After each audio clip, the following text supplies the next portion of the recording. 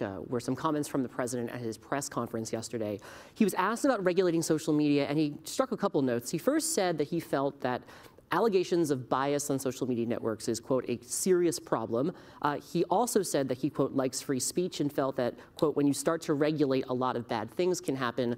But lastly, he said he'd be open to working with Democrats who he thought were more interested in potentially regulating social media. So let's start high level. Michael, do you look at social media right now, Facebook, Google, Twitter, whatnot, and given all the conversation we've had recently, begin to wonder if it's become some sort of Wild West that's in need of greater scrutiny and potentially regulation? What's the bigger thinking here on social media?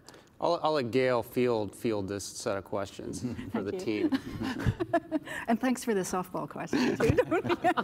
Well, it was to Michael. He passed it to you. So this is to put this in a wider context, in a big picture context. This is an issue that's been out there for some time. The latest iteration that we heard about just yesterday was conservative bias. But I think it's fair to say we've been looking at how do we, writ large, talk about content moderation at scale on platforms. And so, last year we had sex trafficking. I know from deeply personal experience about that one. I testified before the Senate Commerce Committee on that one.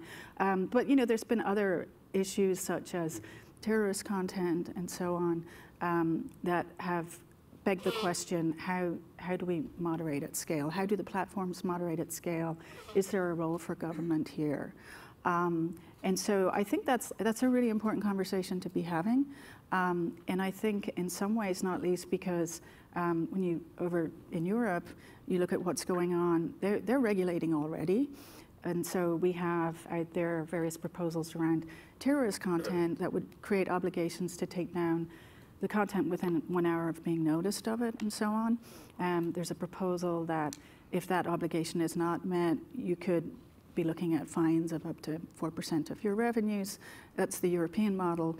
Which is billions and billions of dollars for some of these companies. Right, and so I think there's definitely a need for a conversation, if only that we can start talking about how we deal with this issue using American standards and imbuing it with American values such as speech. And so I think it's a good thing that he raised it.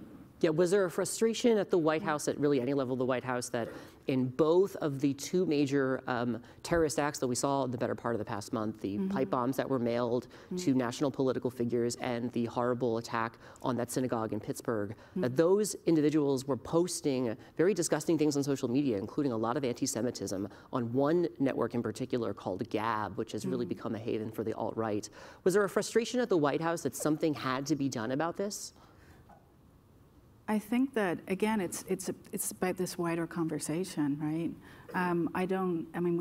We've talked about it, but it's in a general sense, it's how do you set this framework to deal with all of these content moderation issues, and how do you do it in a way that's imbued with U.S. values that reflects the importance of the First Amendment here versus some other jurisdictions and so on.